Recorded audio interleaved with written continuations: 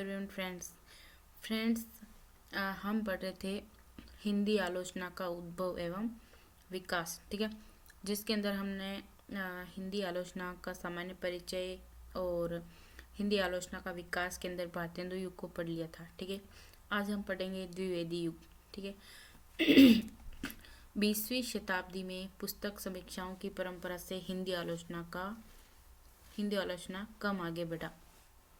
1900 ईस्वी में सरस्वती का आरंभ इस दृष्टि से एक अत्यंत महत्वपूर्ण घटना है। फ्रेंड्स, आपने अभी तक इस चैनल को सब्सक्राइब नहीं किया है तो प्लीज़ चैनल को सब्सक्राइब कर लीजिए।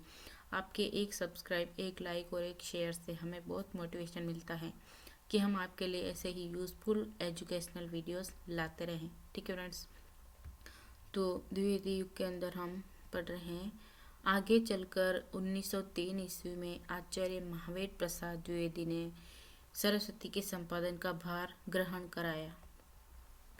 इस पत्रिका में प्रकाशित होने वाली परिचयात्मक पुस्तक समीक्षाएं वे स्वयं लिखा करते थे। सरस्वती के अतिरिक्त कुछ पत्रिकाएं पुस्तक समीक्षा के उद्देश्य से ही प्रकाशित की गई। 1902 ईस्वी में जयपुर समालोचक नामक पत्र का प्रकाशन आरंभ हुआ। माध्य मिश्र पहले ही 1900 ईस्वी में बनारस से सुदर्शन निकाल चुके थे। आरंभ में इन पत्रिकाओं में प्रकाशित होने वाली पुस्तक समीक्षाओं का स्वर परिचयात्मक था, जो क्रमशः प्रचारात्मक हो चला और फिर गुटबंदी करके पुस्तकों की निंदा प्रशंसा की जाने लगी। इस प्रकार के परिचयात्मक निबंधों के अतिरिक्त इसी समय प्राचीन और समसामयिक साहित्य पर कुछ मूल्यांकन परक लेख भी सामने आए हैं। वस्तुतः हिंदी आलोचना की नींव सही अर्थों में इन्हीं लेखों से पड़ी। हिंदी कवियों और उनके साहित्य को विषय बनाकर यह शुरुआत मिश्र बंधुओं ने की। 1900 ईस्वी की सरस्वती में हम्मीर हठ और श्रीधर पाठक पर और 1904 ईस्वी के समालोचक में महाकवि भूषण पर उनके आलोचनात्मक लेख प्रकाशित हुए हैं। बहुत इंपॉर्टेंट है फ्रेंड्स, इसको याद रखना है। परिचय और गुण दोष के आगे बढ़कर यद्यपि इन लेखों में विवेच्य साहित्य और साहित्यकार के मूल्यांकन का प्रयत्न किया गया, तथापि इनका आधार रीति ग्रंथों में प्रतिणदित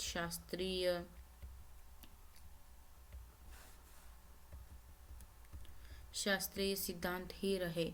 आलोचना की इस पद्धति में कहीं कहीं बदली रुचि का आभास मिलने लगा था, पर जैसा आचार्य शुक्ल ने कहा है, उसका स्वरूप प्रायः रूढ़िगत ही रहा। ऐसा हिंदी साहित्य का इतिहास में लिखा गया है। ठीक है, पृष्ठ संख्या 628 पर। इस पद्धति की आलोचना का चरम परिपाक 1910-1911 ईस्वी के बीच हिंदी नवरत्न के प्रकाशन में हुआ। इसमें शास्त्रीय ढंग से काव्यालोचना का तो बल मिला, साथ ही नवरत्नों में श्रेणी क्रम निर्धारण के कारण तुलनात्मक आलोचनाओं का भी सिलसिला शुरू हो गया। देव और बिहारी के बीच श्रेष्ठता का निर्णय करने के लिए आरंभ होने वाले इस विवाद में द्विवेदी युग के सभी मान्य आलोचकों ने भाग लिया। पंडित पद्म सिंह शर्मा, पंडित कृष्ण बिहारी मिश्र, लाला भगवान दीन सभी ने इस बहस में हिस्सा लेने के अलावा तुलनात्मक समीक्षा के प्रति भी रुचि दिखाई। द्विवेदी युग की आलोचना की रूढ़िबद्धता का एक कारण यह भी रहा कि काव्य और नाटक की आलोचना की एक परिपाटी रीति शास्त्र में पहले से मौजूद थी, किंतु इनसे भिन्न जो समीक्षात्मक लेख नए साहित्य रूपों को विषय बनाकर लिखे गए, उनमें एक अलग ढंग की आलोचना दृष्टि का परिचय मिला। ये लेख समसामयिक कथा साहित्य पर विवादों के रूप में सामने आए। इस प्रकार का एक विवाद बाबू देवकीनंदन खत्री के उपन्यास चंद्रकांता को लेकर 1902-03 इसमें सुदर्शन तथा श्री वेंकटेश्वर समाचार के बीच हुआ। छत्तीसगढ़ मित्र 1902 में श्री निवास दास के उपन्यास, ठीक है, लाला श्रीनिवास दास के उपन्यास परीक्षा गुरु और नाटक रणधीर प्रेम मोहिनी की समीक्षा में प्रकाशित हुआ। समालोचक 1903 ईस्वी में प्रकाशित किशोरीलाल गोस्वामी के उपन्यास सारा की विस्तृत समीक्षा, अश्लीलता के प्रश्न को प्रमुखता दी गई। समालोचक के अक्टूबर-नवंबर अंक में देवकीनंदन खत्री के उपन्यास काजर की कोठरी की समीक्षा प्रकाशित हुई। इसी प्रकार बालकृष्ण भट्ट के उपन्यास नूतन ब्रह्मचारी, ठीक है, नूतन ब्रह्मचारी उपन्यास के लेखक कौन है? तो बालकृष्ण भट्ट। पर 1911 ईस्वी की सरस्वती में एक मनोरंजक समीक्षा प्रकाशित हुई। इसी प्रकार 20वीं शताब्दी के आरंभ में पुस्तक समीक्षाओं के माध्यम से आलोचना की दो स्पष्ट पद्धतियां उभर कर सामने आने लगी। काव्यालोचना की शास्त्र निबद्ध रूढ़ पद्धति तथा कथा समीक्षा की शास्त्र मुक्त पद्धति। इनके अतिरिक्त आलोचना के नाम पर सैद्धांतिक निबंध और विद्वत्तापूर्ण शोध निबंध रचना की जो प्रवृत्ति भारतेंदु युग में दिखाई पड़ी थी, उसका भी सम्यक प्रसार 20वीं शताब्दी में होता रहा। शास्त्रीय विषयों को लेकर अनेक सैद्धांतिक ग्रंथों की रचना इस युग में हुई। इनमें पंडित कृष्ण कन्हैया लाल पोद्दार की काव्य कल्पद्रुम और लाला भगवान दिन की अलंकार मंजूषा। इनका मुख्य सत्य हिंदी में साहित्य शास्त्र को सुलभ करना था। इसी प्रकार संस्कृत के अतिरिक्त पाश्चात्य काव्य सिद्धांतों का प्रभाव महावीर प्रसाद द्विवेदी के स्फुट आलोचनात्मक निबंधों पर दिखाई पड़ने लगा था। इस युग में विद्वत्तापूर्ण शोध निबंधों की भी बहुलता रही। इनमें 3 प्रकार के लेख सामने आए। संस्कृत कवियों से संबद्ध, भक्ति परंपरा के कवियों से संबद्ध, नागरिक प्रचारणी सभा की खोज रिपोर्टों के माध्यम से प्रकाश में आने वाले साहित्य को विषय बनाकर लिखे गए शोधपूर्ण लेख, बाबू श्याम सुंदर दास द्वारा प्रस्तुत बिसल देव रासों का विस्तृत विवरण इसी प्रकार हैं। पृथ्वीराज रासु की प्रामाणिकता के प्रश्नों को लेकर घोरी शंकर, हीराचंद ओझा, मोहनलाल विष्णुलाल पांड्या तथा बाबू श्याम सुंदर दास के बीच का प्रसिद्ध विवाद भी इसी समय संपन्न हुआ। साहित्य इतिहास लेखन की परंपरा का विकास श्री मिश्र बंधु विनोद के प्रकाशन के साथ हुआ। इम्पोर्टेंट है। कहने का तात्पर्य यह है कि 20वीं शताब्दी के आरंभ में उन सभी आलोचना पद्धतियों का प्रचार प्रसार हुआ जो 21वीं सदी के उत्तरार्ध से इस युग में विरासत में पाई थी। अपने युग के आलोचकों में सबसे अधिक प्रखर और निर्मम स्वर कदाचित स्वयं आचार्य महावीर प्रसाद द्विवेदी का था। द्विवेदी जी की आलोचना पद्धति में जितनी निर्भीक कट्टरता मिलती है, ज्ञानार्जन में उतनी उदार ग्रहणशीलता। उनकी आलोचना दृष्टि के निर्माण में हिंदी और संस्कृत ही नहीं, अन्य भारतीय भाषाओं के साहित्य का भी योग था। मिश्र बंधु कौन कौन हैं वो इम्पोर्टेंट फ्रेंड्स आपको याद रखना है, ठीक है। तो मिश्र बंधु किसको बोला जाता है? मिश्र बंधु के अंदर श्री गणेश बिहारी मिश्र, ठीक है, राव राजा, डॉक्टर श्याम बिहारी मिश्र, ठीक है, दूसरे ये मिश्र हैं। और तीसरे हैं रायदेव शुकदेव बिहारी मिश्र, ठीक है, कि बंधु त्रयी को मिश्र बंधु के नाम से जाना जाता है। इन तीनों मिश्र, ठीक है, इन तीनों बंधु को मिश्र बंधु के नाम से जाना जाता है। इम्पोर्टेंट है, ठीक है। तो 3 मिश्र बंधु कौन कौन से हैं? गणेश बिहारी मिश्र, श्याम बिहारी मिश्र और शुकदेव बिहारी मिश्र, ठीक है। इसको याद रखना है, इम्पोर्टेंट है। आलोचना के इतिहास में इनके हिंदी नवरत्न नामक नाम ग्रंथ का स्मरण तुलनात्मक आलोचना के प्रारंभकर्ता होने के नाते किया जाता है। इतिहास की भूमिका में और कवियों के मूल्यांकन के क्रम में मिश्र बंधुओं ने जिस आलोचना दृष्टि का परिचय दिया था वह प्रायः उपेक्षित रह गई। इस ओर कम ध्यान दिया गया कि आलोचना की जो पद्धति हिंदी नवरत्न में प्रतिफलित हुई उसका मूल रूप मिश्र बंधु विनोद में ही बन चुका था।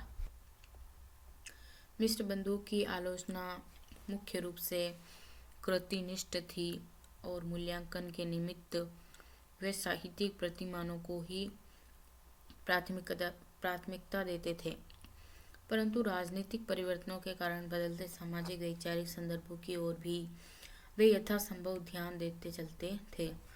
मिश्र बंधु ने श्रीधर पाठक की रचनाओं एकांतवासी योगी और जगत सच्चाई सार को खड़ी बोली रचनाओं का आदर्श रूप माना। मिश्र बंधु ने अपने नवरत्न में कवियों का जो श्रेणी निर्धारण किया था, इससे हिंदी में तुलनात्मक आलोचना की नींव पड़ी। उनके उपरांत पंडित पद्म सिंह शर्मा ने बिहारी सतसई पर आलोचनात्मक पुस्तक लिखी। वे बिहारी सतसई के दोहों की तुलना संस्कृत, हिंदी और उर्दू के अन्य कवियों से निसंकोच करते चलते हैं। इस प्रकार वे तुलनात्मक आलोचना को आलोचक का प्रधान कर्तव्य समझते थे। शैली की सारी सफाई और विदग्धता के बावजूद उनकी समीक्षा में अंतर्निहित चमत्कार प्रेमी रीतिकालीन दृष्टि सर्वथा स्पष्ट है। कहीं कहीं पुराने विषयों की आख्या में उन्होंने अपने युग के अनुरूप आधुनिकता का आभास दिया। पंडित पद्म सिंह शर्मा के अतिरिक्त तुलनात्मक आलोचना के इस दौर को जारी रखने का श्रेय पंडित कृष्ण बिहारी मिश्र 1890 ईस्वी को है। उन्होंने अपने ग्रंथ देव और बिहारी में इन दोनों कवियों की काव्य का तुलनात्मक विवेचन किया और मतीराम ग्रंथावली की भूमिका में सर्वाधिक पृष्ठ इसी प्रकार के तुलनात्मक अध्ययन को समर्पित किए। वे मतीराम की तुलना सूरदास सूर तुलसी से भी करते हैं और रसखान रहीम से भी, देव बिहारी चिंतामणि से भी और रविंद्रनाथ ठाकुर से भी। मिश्र बंधु की सहृदयता की छटा रीतिकालीन कवियों के कविताओं के व्याख्या विश्लेषण में ही सर्वाधिक दिखाई पड़ती हैं। यत्र तत्र आधुनिकता का आभास देते रहने पर भी वे मिश्र बंधु एवं पंडित पद्म सिंह शर्मा की तरह रीति संस्कार के ही आलोचक कहे जाएंगे। पंडित श्री कृष्ण मिश्र की देव और बिहारी के जवाब में लाला भगवान ने बिहारी और देव नाम की पुस्तक लिखी। साथ ही उन आक्षेपों पर भी विचार किया जो मिश्र बंधुओं ने बिहारी पर लगाए थे। बिहारी की रक्षा करने के लिए मिश्र बंधु विनोद का भी आश्रय लिया।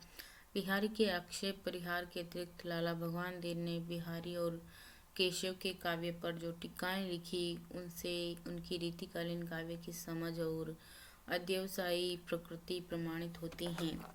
इस प्रकार मिश्र बंधु पद्म सिंह शर्मा, पंडित कृष्ण बिहारी मिश्र, लाला भगवान दीन आदि देव और बिहारी को लेकर परस्पर जूझते रहे हो, किंतु उनके काव्य विवेचन से यह स्पष्ट हो जाता है कि इन सभी का काव्य संस्कार मूलतः रीतिकालीन था। द्विवेदी युग में कुल मिलाकर दो प्रकार की आलोचना पद्धतियाँ प्रमुख रूप से सामने आई।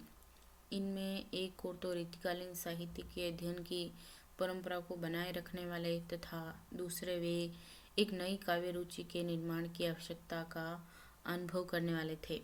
इसके बावजूद अपनी आलोचना में किन्हीं नए मानदंडों की खोज वे भी नहीं कर पाए थे। निष्कर्ष रूप में द्विवेदी युग की आलोचना में कृति के गुण दोष निरूपण, तुलना, शैली विवेचन आदि के अतिरिक्त जीवन के संदर्भ में साहित्य की उपयोगिता की परख की और तो ध्यान दिया जाने लगा था, किंतु कवियों की विशेषताओं और उनकी अंतः प्रवृत्ति की छानबीन आरंभ नहीं हुई थी। ठीक है फ्रेंड्स, तो आज के लिए बस इतना ही। अगले वीडियो के अंदर हम पढ़ेंगे शुक्ल युग और शुक्लोत्तर युग। तब तक के लिए धन्यवाद।